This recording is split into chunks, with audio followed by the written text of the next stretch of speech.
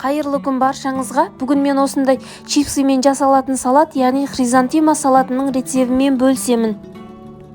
Өте дәмді әрі дастарханыңыздың көркін ашатын бұл салатты міндетті түрде жасап көріңіз. Рецеп ұнаса каналға тіркеліп, қоңыраушаны басып қой.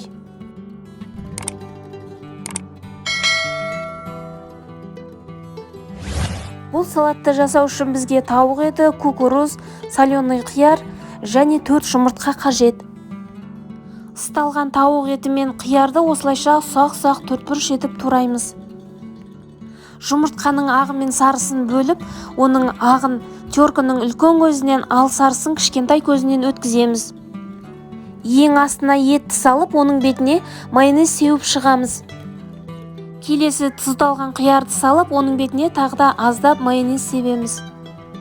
Оның бетіне кукурузды салып, тегістеп жайып, майонез сеуіп, оның бетіне үкіштен өткізілген жұмыртқамызды жайып шығамыз.